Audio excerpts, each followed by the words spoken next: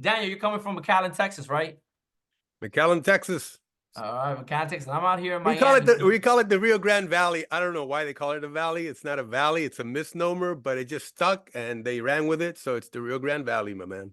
The Rio Grande Valley. All right. So everyone listening in, pobrecitos, if they're out in the cold, they're out in the Northeast, they don't have that advantage. But hey, we're excited. We're gonna be talking about the game today because we're with Garza, Gaitan, and the game. Daniel, let's dig into the game this week. I think one of the biggest things that folks have been looking at is really Elon Musk. And this week he went into the Oval Office. Daniel, I gotta say this. I find this fascinating. When you look at really that Q&A, when was like the last time you saw that level of net worth in the Oval Office? You got Donald Trump, obviously a tycoon in real estate, and then you got Elon Musk, a tycoon in his own industry. I don't know what that exact number is combined, but obviously Elon's Yeah, I number think it was the one. last time you invited me to a poker game at your place there.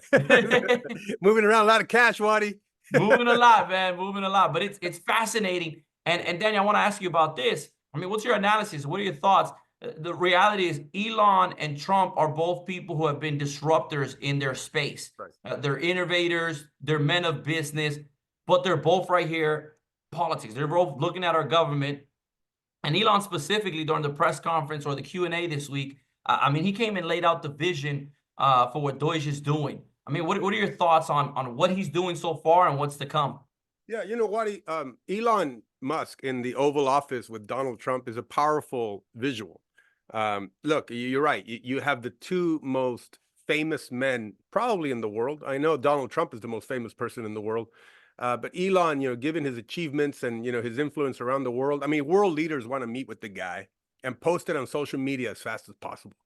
Look, I think Democrats are playing a dangerous game against Elon, who's I think rightly seen as a man fighting on behalf of the American people in this case. And I think it's dangerous for a couple of reasons.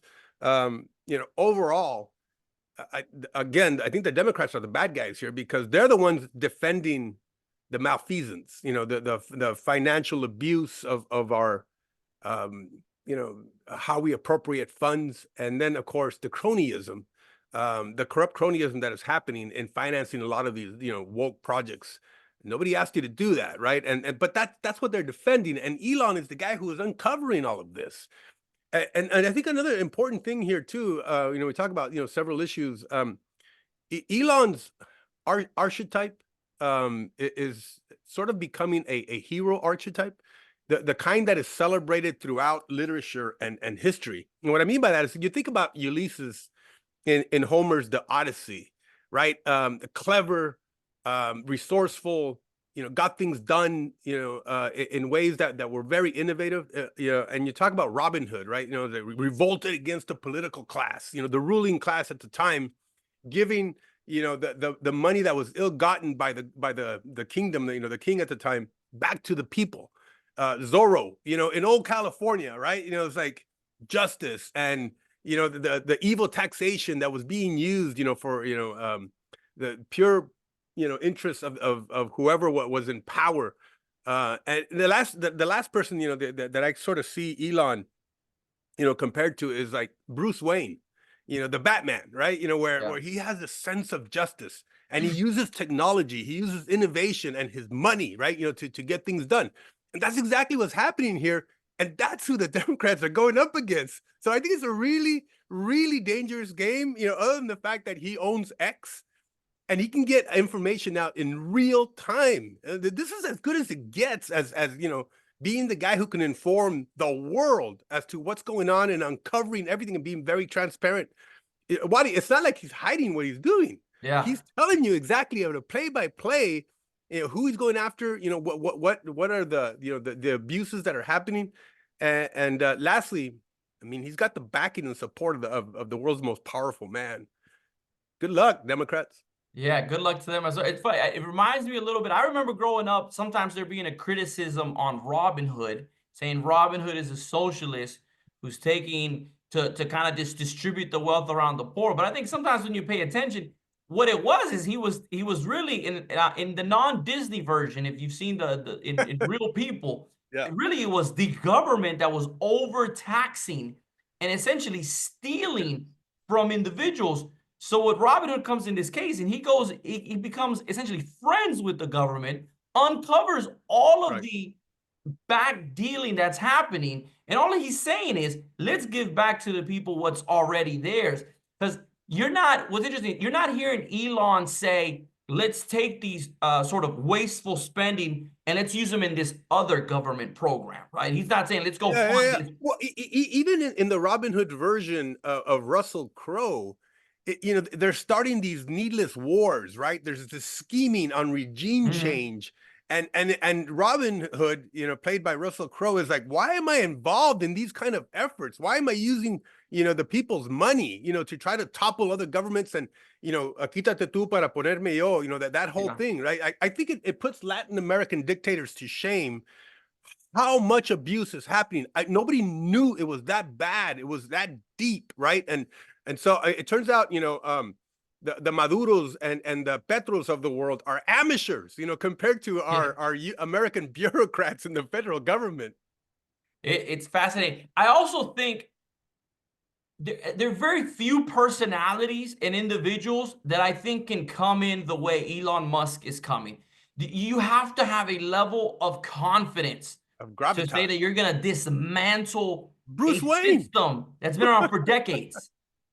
Like, there are very few people. I think the combination of Trump and Elon is what makes this the reality that we're living in. Honestly, with a president that wasn't Donald Trump, I think also the level of confidence that Donald Trump has to empower someone like Elon Musk. Let's be honest. In politics, many times there's a struggle of power, right? Do I look bigger because I'm the Senate leader or because I'm in this position or that position? Yeah. Any other Well, people could. and then you have these grubby politicians in the form of, Elizabeth Warren and Kwasi and Fume and these people, who are defending this architecture that they've created, to fund their pet projects and their woke agenda, and trying to, do what they do, which is practice character assassination against an Elon Musk, who is now a personality larger than life. That's why I say good luck, Democrats. It's not going well for them. There was just a poll that was put out where like 70% of the American people are behind Doge, are behind Elon Musk, and so we want more. Yep, yep. And I think we'll see more of that for sure. Daniel, another thing that we saw in the game this week was in the interview actually at the Super Bowl that Fox did with Donald Trump. They asked him, I thought it was an interesting question, kind of why they decided to go in that direction.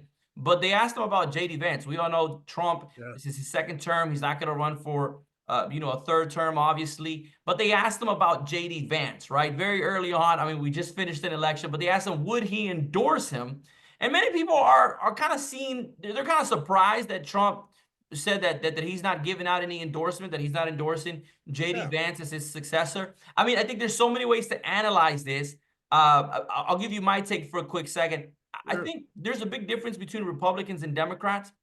In the Republican Party, there isn't this automatic "you're next" El component. dedazo. You gotta fight for it. If you look at the That's right. primaries, you have big numbers. You have governors, everything from mayors, senators, people of business, people who have never been in politics. You got to fight your way through. And I think Donald Trump understands this. Well, I think he's going to mold JD Vance. He's going to empower JD Vance. I think he understands that it would have been very early on, and it would have been a bad move, if anything. I think it would have backfired if he comes out con una certeza and Right. saying, this is my guy. I mean, what's your take on what you're seeing?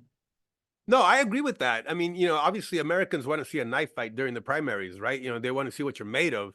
What do you got to show, right? The kind of promises and commitments that you can make, and do it in a way that you're being held accountable because, you have the competition that may be showing you up. At the same time, I also think, that Donald Trump is the center of the universe and he wants to keep it there, right? I also think that, I think he said something like, I drafted the best athlete of the 12 that would have done a fantastic job. And so, that tells me that he's telling JD, don't take anything for granted, right? And look, JD's going to be fine, right? He's doing well. He's an asset to the president. He's gonna be involved in a lot of tiebreakers in the Senate, because it's so tight, right? Now he's already been involved in some tiebreakers when it comes to the nominees as well. So I think you're seeing also that they're complementing each other very well. He's very astute, very articulate in the sense of JD. And so I don't think he has anything to worry about in the end, as long as he keeps, playing that Robin to, to Trump's Batman. Uh, so look, another thing is I wouldn't underestimate JD's astuteness, to maneuver the political minefield like he did, to position himself as the candidate for VP and ultimately becoming the vice president. Um, but yeah, I look forward actually to a very lively primary during the Republican debate. The Republicans have a deep bench, and so Yeah. there's no way I think that you can point to any one right now and say, yeah, no, that's the chosen one, as you were saying, Wadi.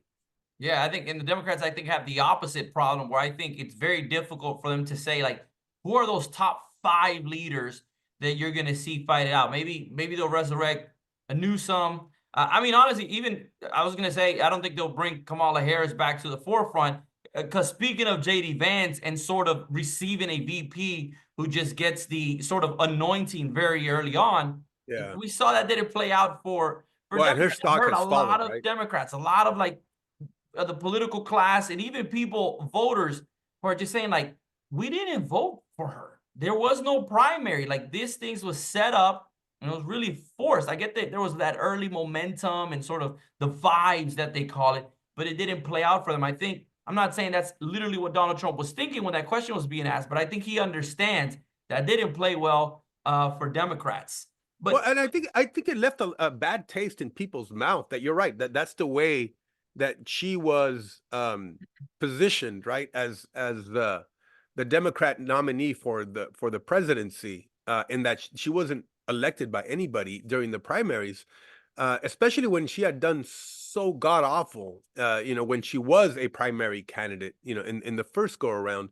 At the same time, I think folks who already had a bad taste in their mouth with what happened with Bernie Sanders, you just kind of relived the whole episode again, with Harris, and so there's a lot of young Democrats who took a look at what happened with Bernie Sanders and were not pleased with that, that he got, elbowed out in I think, in a way that you fear, that our process, shouldn't work, right? Is that these deals are done, in the back room, and it was Biden who was the anointed one, and of course, or Hillary in that instance, um, and it wasn't the people who elected, their primary candidate. In this case, it was exactly the same thing. The yeah. people chose Joe Biden, whether you liked him or not, in the end, and it was the machine that came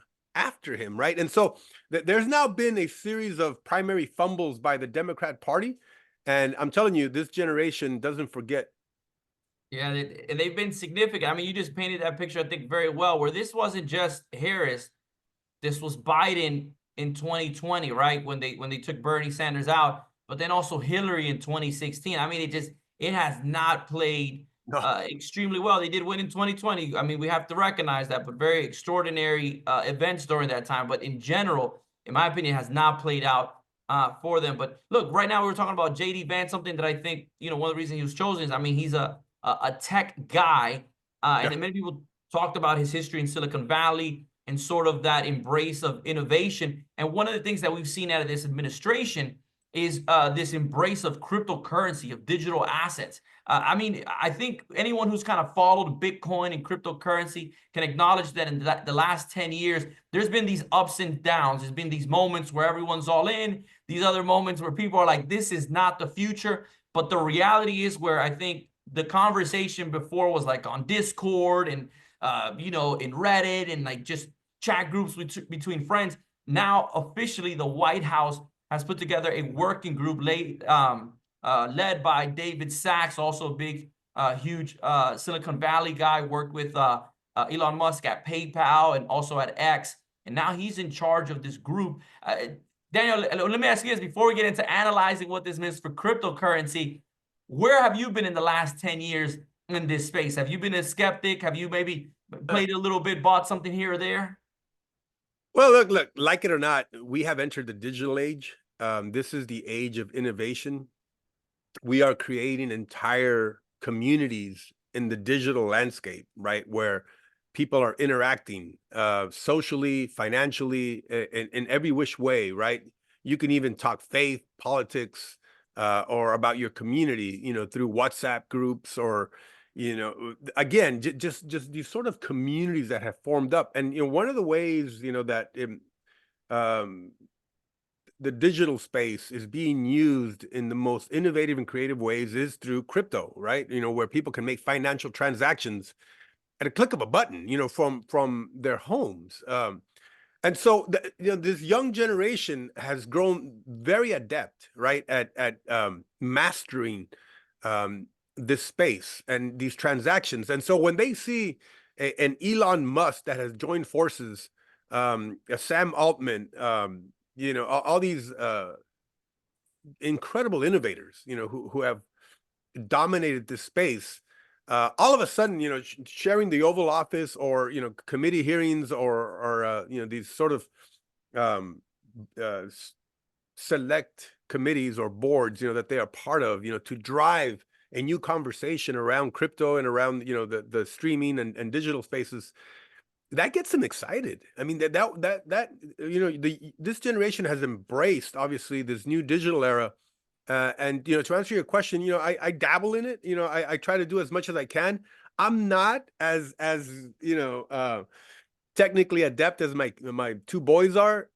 They are operating at a whole different level, Wadi, that I don't understand. And, I am at a very basic level, but I understand what's happening. I see the future, unfolding before our very eyes, right? And you're either going to change with it and adapt, become part of this new innovative landscape, or you're going to fall behind. And what surprises me about the GOP and the Republicans and what you're seeing here is that they are the ones who have embraced change, who Yeah. are embracing this new digital era, and it's the Democrats who are bunkered down on this old, obsolete, method of trying to do financial transactions, healthcare, one-on-one with your doctor, as opposed to, telehealth. All these new kind of wave things that we can do, the incredible AI, technology that we're seeing. And so I'm thrilled, actually, with the kind of progress we're making, but I'm also that kind that is a little bit skeptical about where this is headed and how it could Yeah. control the individual. I've never liked, centralizing power in one entity or much less government. So obviously we need to operate with, one eye open on, how we do preserve individual sovereignty here. I think there's going to be a lot of reconciling that's going to have to be done. And what I mean by that is I think the genesis of cryptocurrency was sort of this uncentralized, decentralized contract, right? Where it's not regulations and governments Yeah. sort of overseeing that. But I now within the cryptocurrency community, there is an appetite, and I would say many of them are actually advocating for them, for there actually to be some type of regulations, because that kind of legitimizes them, right? If the government says there's some type of regulation here, that's where I think the reconciling is going to be, right? How do you, folks like David Sachs under the Trump administration, who lean towards limited government, and who, if anything, the majority of the government is like, how do we get rid of these regulations? How do we get out of the way of people? How do you reconcile that with the reality that some kind of recognition of these digital assets is what a lot of people are pushing for? I think it's going to be fascinating. Like you said, this is the future. I talked to my younger cousins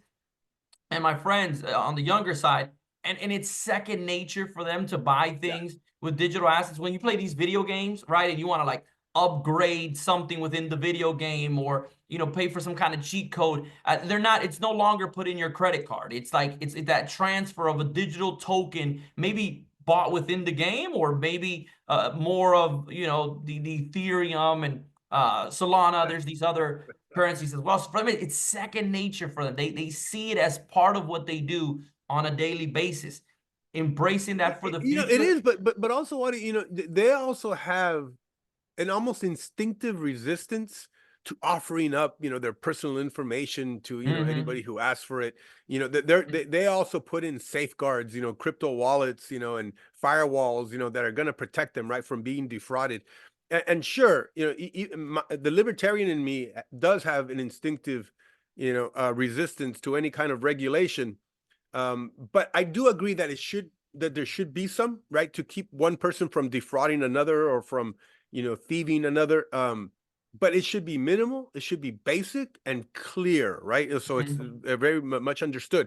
Don't get in the way of progress either, Yeah. right? Do not try to impose your will, as an Elizabeth Warren, and try to regulate every, inch of the new crypto landscape, because then you're going to stifle it, it's going to die, and you're going to kill innovation. Yeah, it's fascinating to see Republicans lead on this topic. I was reading and talking with a friend of mine in North Carolina. The Some of the Republicans there is about a coalition of five introduced a bill that would allow North Carolina to have a reserve of Bitcoin. This is something Ah, Florida's already done, Texas already done. Several states have a reserve of Bitcoin, recognizing that it is an investment, and also leaning into it would empower a lot of their entrepreneurs. I don't know how similar this is to what El Salvador has done with Bukele, but obviously he's been a pioneer in I that wish I space. could But say. states locally and Republicans, they're leading in this space. If I'm not mistaken, the list I read on the article, most of them are Republican states. I think California is one of them as well. So it's not just Republicans, at least on the state reserve side, but many conservative leaning states are leading into that. So it's gonna be fascinating to see where this goes. We're gonna keep talking about this topic here on the show, on the podcast. Let me ask you about this, Daniel. Something else that we saw this week was Tom Homan, the border czar in the Trump administration, was asked regarding some comments that the Pope said. The Pope heavily criticized, I believe, if I'm not mistaken, it was actually a letter that he wrote criticizing the deportations of individuals, saying essentially that it wasn't showing dignity and humanity towards these individuals. Tom Homan, his response when he was asked what his response would be to the Pope, was one focused on saying, like, hey, the Pope has walls around the Vatican. He's like, I've been there. He said that he's a devout Catholic, baptized Catholic, and Yeah. he's like, I've been to the Vatican. They have walls around the Vatican. Not everyone can come in and out just as they please, unidentified. He's like, Pope, you can worry about the Catholic Church. I'm going to focus on the border here. I mean, what's your take here? What are the roles of each of these individuals in this conversation? Yeah, he's right about those walls at the Vatican. I've been there too, right, to see the Sistine Chapel, and they are massive. Let me Yeah. tell you, and they've been there, since, since man has been warring. Look, I understand. I come at this as an evangelical Protestant, so I don't have the same sentiments as to the hierarchy of the Pope as the rest of my Catholic brothers and sisters. But I will say, I've heard a lot of disappointment from my Catholic friends about this Pope. His leanings that tend to be socialist in nature. That he is sympathetic, to a Gustavo Petro, even a Nicolas Maduro. These kind of personalities, who have shown, top-down approach to government. And while they, presume to advance, this climate agenda and LGBT issues and things. I think the Pope also seems to be okay with that as well, even though, obviously, his faith, has some resistance, to those issues. Um, the thing about him wanting to intervene in U.S. policy, on social issues, on climate change, on immigration, and these diversity issues, has been fascinating, in that he's delving into areas and spaces, that prior popes didn't, or were very resistant to do. And so you're seeing a new kind of approach by the Pope. Look, he is a citizen of the world, and he has the right to criticize America, from an outsider's perspective. He is an important person, when it comes to, the global politics and the social order of things, and he will be respected, right? And I'm gonna, say that I do give him his place, right? In the sense that, he speaks for what, 1 billion people? Yeah. So it's not like he's nobody. He's a significant personality on the world stage. But having said that, at the same time, I don't think he is considering well the need for border security, the need to put a restriction on the endless flow of migrants that are coming to our border without prior authorization, the gaming of our asylum system, the human trafficking that is occurring, the rapes and the kidnappings, the drug, trafficking that happens, and the arms trafficking. We cannot have a system where just because we're supposed to be kind-hearted and benevolent to the migrant, we don't put systems in place, that keeps us safe from those who would do us harm. And I don't think he speaks to that enough. He only speaks about it from a perspective of an immigrant, who is wanting opportunity. I get it. That's why my parents came to America too. But you have to do it, the right way, right? You have to be vetted. We need to know, what are your intentions? What, have you done in your past history that shows us that you're going to be an upstanding citizen who's going to come and strengthen America and do right by Americans, as opposed to you come to do us harm, you come to, commit violence against other migrants or U.S. citizens. So, thank you, Pope. But in this case, I don't think he has captured how comprehensive it is, Yeah. and what we're dealing with at the border. Yeah. And what I think, look, my parents are both from Honduras, from Central America, where we have a lot of migrants who come from there. And Yes. I would like to see an emphasis also on calling out leaders from those countries on increasing or restoring dignity and opportunity to el pueblo. Because you have to remember, yes, there's a pull factor. The U.S. is one of the greatest nations, if not the greatest nation of our time.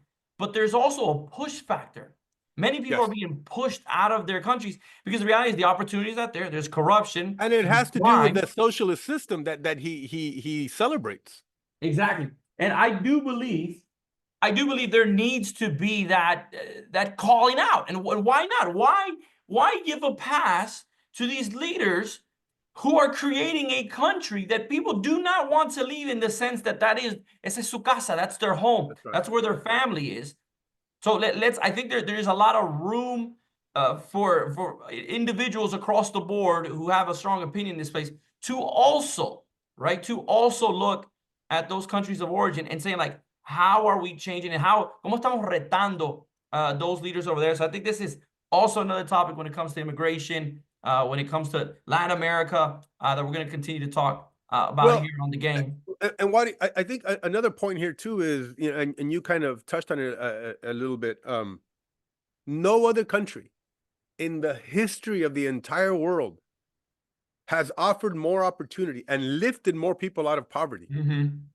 entire families, entire generations of immigrants, than the United States of America. Over the arch of our, history, over 250 years, over 200 million and counting immigrants have improved their lives and the lives of their family because of because of the United States. And so we will continue to be that, shining city on the hill that will attract, the best and the brightest from around the world. But at the same time, if you come to do us harm, we will stop you. And another thing too is we get to decide who comes in. Mm-hmm. Nobody outside of America gets to do that, right? And so if we've already established a set of criteria, a set of values and expectations on folks that are going to come into the country, then you have to abide by them. And if you fail to abide by that, then we're not going to give you entry, right? And so, look, I understand that the Pope wants to impose his values on us.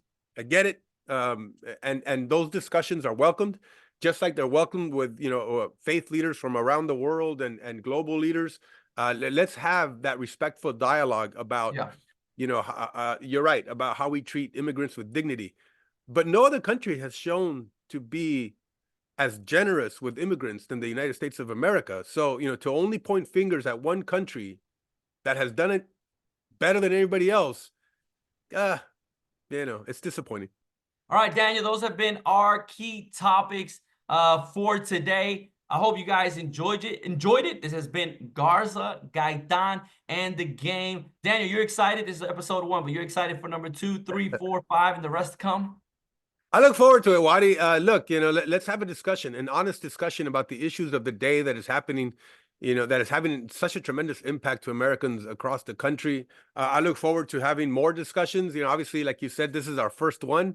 And so hopefully, the first of many more to come.